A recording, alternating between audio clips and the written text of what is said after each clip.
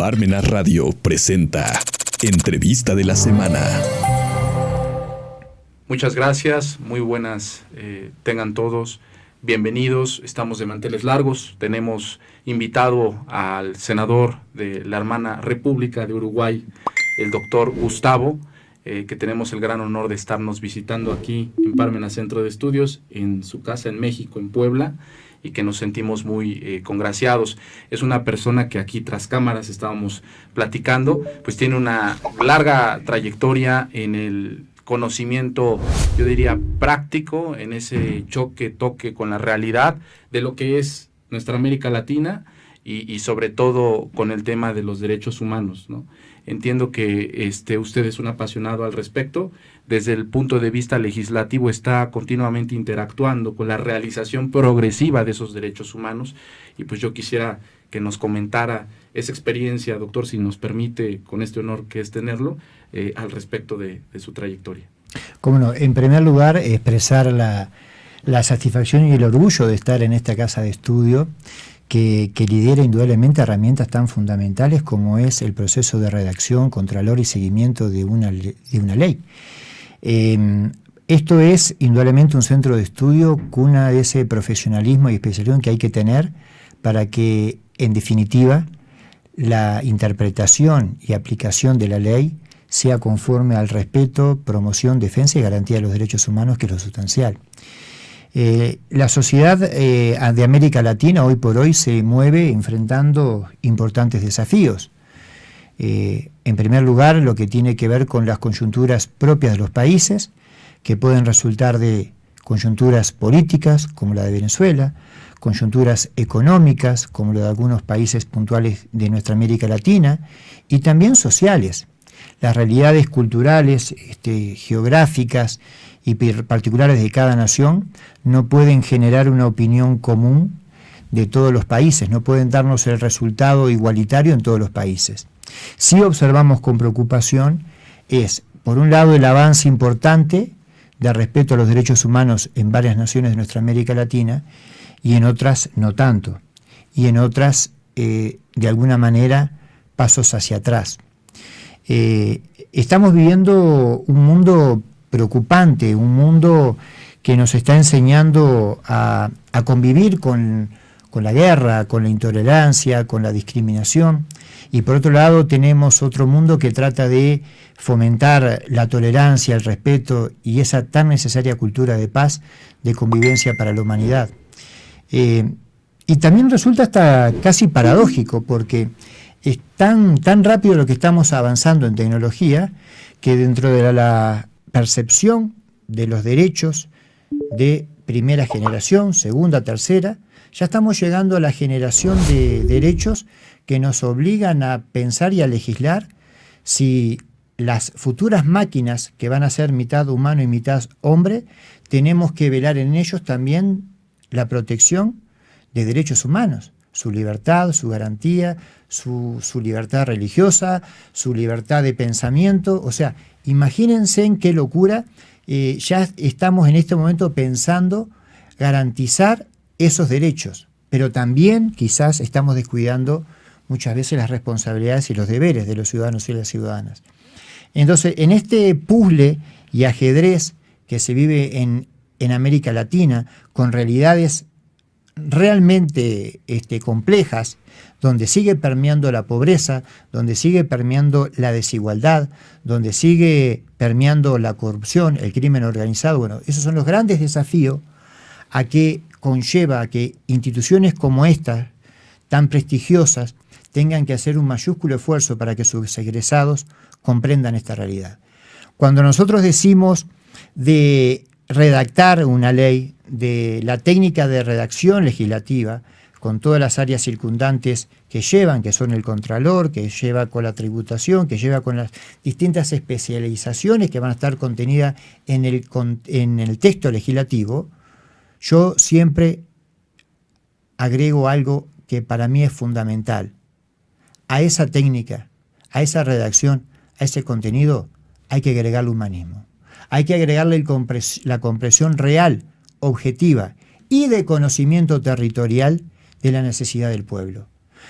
A mí me ha costado sufrir y ver realidades donde en algunos países desde un escritorio, muy lejos de la necesidad, se imparten directivas administrativas, se imparten determinadas ordenanzas o se legislan determinadas leyes que están muy lejanas a la realidad y necesidad del pueblo. Y eso necesita de la convocatoria obligatoria de un diálogo social. Por eso es que aquí hay un conjunto de necesidades y hay un conjunto de compromisos. Por un lado, la interpretación de las necesidades del pueblo y por otro lado, la redacción de la ley y un tercer lado, la necesidad que nuestros legisladores a nivel de América Latina entiendan que tienen que contar con profesionales, y lo digo con mucho respeto, no para desmerecer sus méritos propios, profesionales de la redacción legislativa y de su interpretación para que la norma sea lo más justa y respetuosa de los derechos humanos posible. Muchas gracias. Y justo creo que usted comenta un aspecto que me parece relevante, el humanismo. Uh-huh. El humanismo tiene que ser un iushumanismo y tiene que ser un humanismo en la política, ¿no? Muchas veces creo existe una generalizada postura incluso antipolítica, ¿no? Existe una gran cantidad de personas, hablando en México, y por lo que he logrado conocer de amigos, amigas argentinas en el sur, colombianos, ecuatorianos, que he tenido el honor de conocer a usted uruguayo y amigos uruguayos, que al final vemos que existe una gran antipolítica, pero también otra gran margen que está, como usted indica, perfilándose en la lucha continua, progresiva, porque los derechos humanos, entiendo, senador, son de realización progresiva. Es un modelo nunca acabado, sí. Es una invitación a la acción. Y justamente esa acción tiene siempre como presupuesto la conquista de esos derechos. La conquista de esos derechos se da a través de sacrificios humanos, de violencia, de jaloneos, de resistencias, de litigios, ¿no? Decía usted hace rato también tras bambalinas. Es que los litigantes hacen un gran labor. Efectivamente, creo que los litigantes, los contadores, administradores que tenemos aquí, estudiantes de esas profesiones, pues suman a la realización de ese derecho más humanista, de esa política más humanista, para tomar en cuenta, citando por ahí a Eugenio Raúl Zaffaroni, a los cadáveres, ¿no? Porque los cadáveres también hablan. ¿Y qué es lo que nos quieren decir? Que no fueron respetados sus derechos, que el Estado, por su opacidad o por su inacción, pues provocó, ¿no?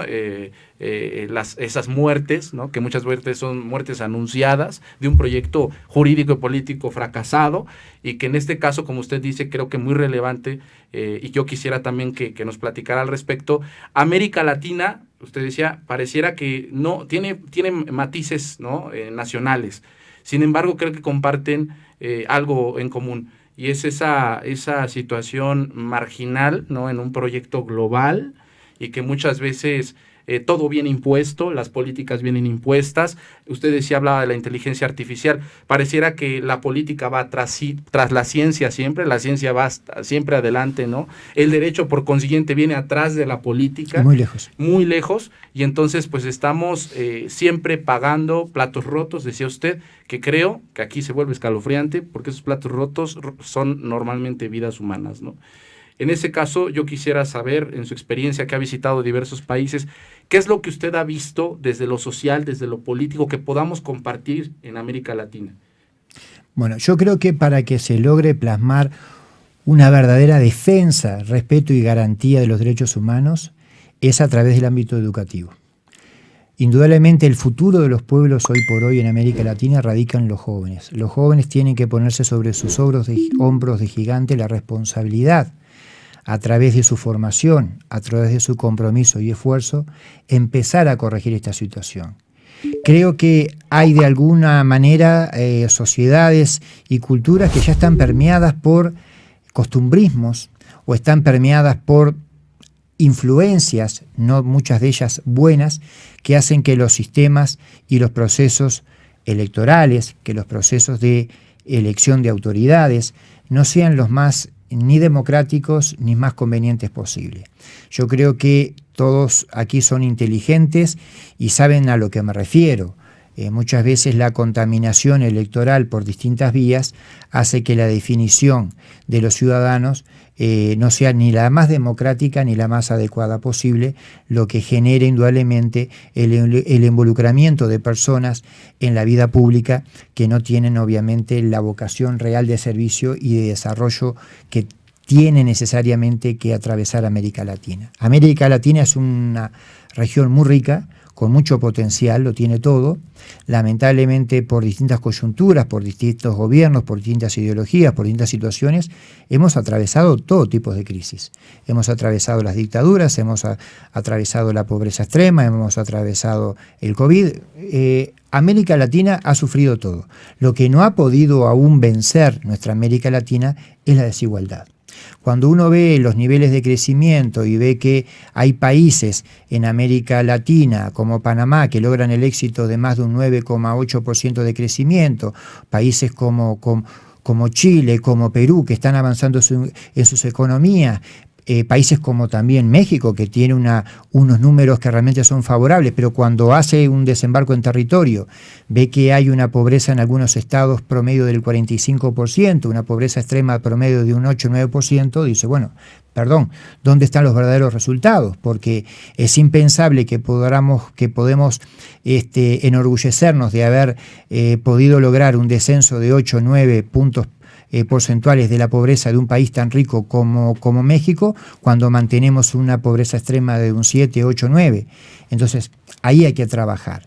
Y creo que la mejor receta es la que te dije al principio, es la educación, la construcción de una verdadera cultura de paz, de diálogo y lo que es fundamental, los consensos políticos partidarios.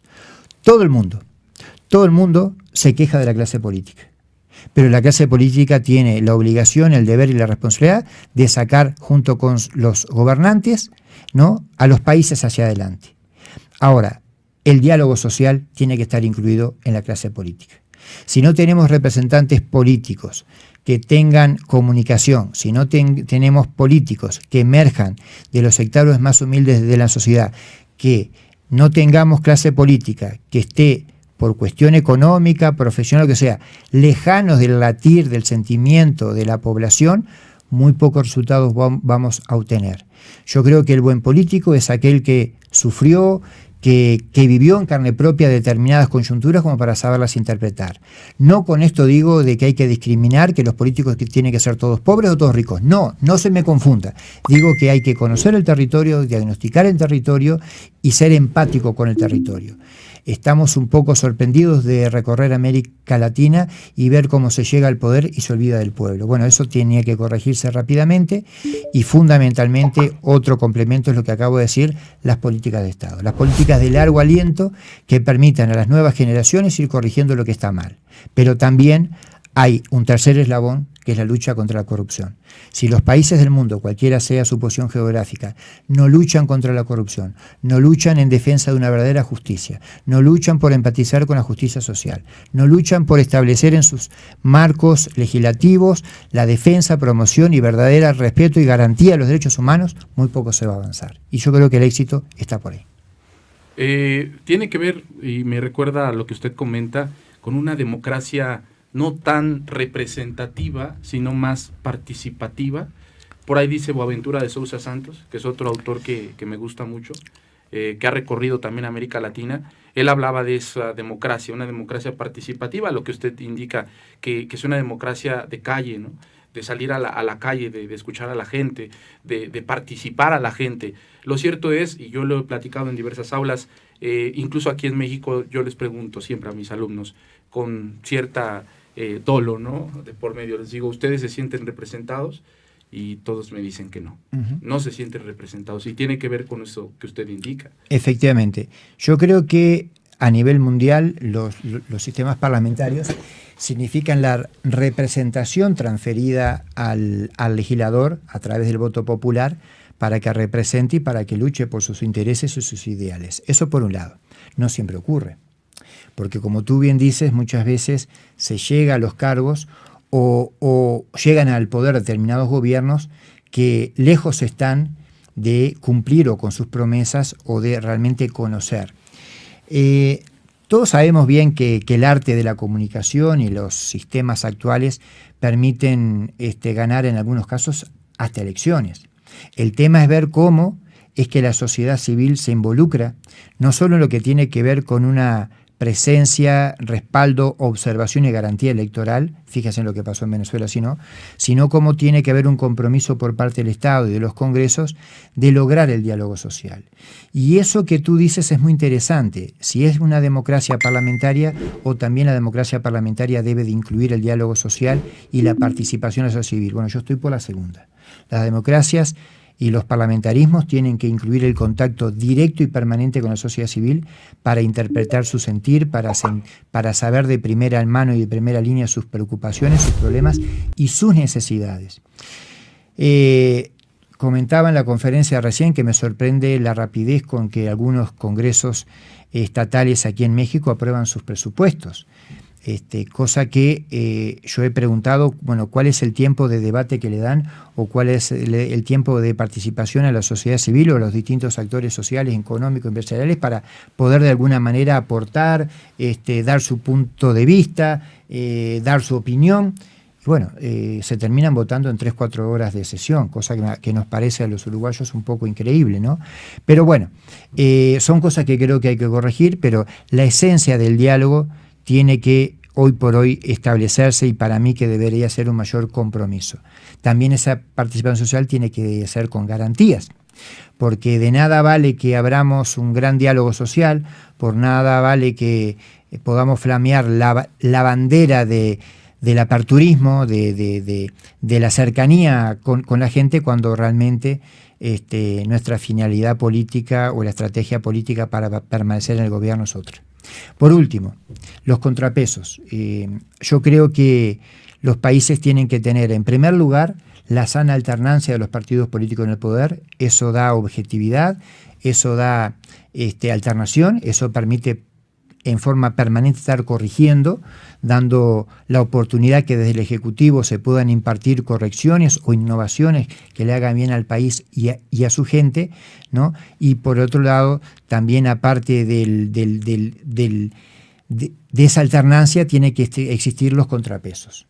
Yo respeto la voluntad popular, pero cuando existen sistemas democráticos, donde existen mayorías parlamentarias tan grandes, tan poderosas, que no tienen un contrapeso de oposición legislativa, de oposición al gobierno, de contralor, básicamente de contralor, bueno, yo creo que es un camino muchas veces difícil de resolver. Por eso es que yo siempre anhelo que los gobiernos sean comprensibles y que convoquen no solamente al diálogo social, sino también al diálogo político. Porque por más que pequeño que sea un partido en cualquier país del mundo, siempre tienen algo para aportar. Me parece muy interesante lo que dice, senador, y me recuerda lo que menciona Giovanni Sartori, sobre que la parte más importante de la Constitución en realidad ni siquiera llegan a ser a veces los derechos humanos, sino la propia ingeniería institucional, que tiene que ver con lo que usted dice, la parte de los contrapesos, cómo podemos garantizar, que es justo esa palabra es perfecta para puntualizarlo, como instrumento de tutela jurídica de que ninguna mayoría, por más voluminosa y aplastante que sea, va a aplastar ni siquiera a esas minorías, ¿no? Todo viene en las garantías institucionales, ¿no? Exactamente. Y tú hablas de una palabra muy interesante del autor, que es de la ingeniería. Fíjate qué dato interesante. Mientras que nosotros vemos que en otros países los sistemas parlamentarios conforman sus presidentes de comisiones, al igual que su presidente de los congresos y vicepresidente de manera permanente por el proceso que le corresponda, 3, 4, 5 años, dependiendo del país, Uruguay tiene una rica tradición de diplomacia parlamentaria y de contrapeso y de ingeniería parlamentaria, que cada año la presidencia de las comisiones permanentes rota y cada año los vicepresidentes de la Cámara de Diputados y de Senadores también rotan, cada año. Eso permite darle frescura a la gestión parlamentaria, le permite generar distintas miradas, le permite un equilibrio, pero fundamentalmente, estimado amigo, le permite una participación y contralor muy rico y necesario. Me parece muy importante, y esto es una invitación para el público, senador, conocer la historia de nuestros hermanas uruguayos, que ustedes tuvieron pues la experiencia de una dictadura. ¿Cómo no? Aquí en México, pues digamos que en una dictadura manifiesta o expresa, pero nosotros, tras estas, digamos, experiencias que ustedes nos comparten, es que ustedes aprendieron también a dar una ingeniería más experta, más puntual para evitar esos desbordes, ¿no? Y esos excesos que muchas veces se dan de parte del Estado, ¿no? Entonces, bueno, los invito a conocer. Por eso es que, bueno, Uruguay, Argentina, pues son líderes en este movimiento del nunca más, ¿no? Del nunca más a la dictadura, de una defensa real y efectiva desde lo institucional, desde la política, desde la ingeniería constitucional, legislativa o parlamentaria, poder evitar estos excesos o estas dictaduras, o que regrese, ¿no? El retorno de estas dictaduras. Eso podemos aprenderlo desde México de ustedes. Sí, y convoco a algo. La lucha por la libertad y por la democracia y todo lo que tiene que ver con las historias oscuras de la dictadura no es derecho de ningún partido político. Es obligación de todos los partidos políticos. Yo doy cuenta que en mi país, en todos los gobiernos, sean gobiernos de izquierda, sean gobiernos de centro, centro-derecha, centro-izquierda, todos los gobiernos han tenido significativos avances en la búsqueda de la verdad.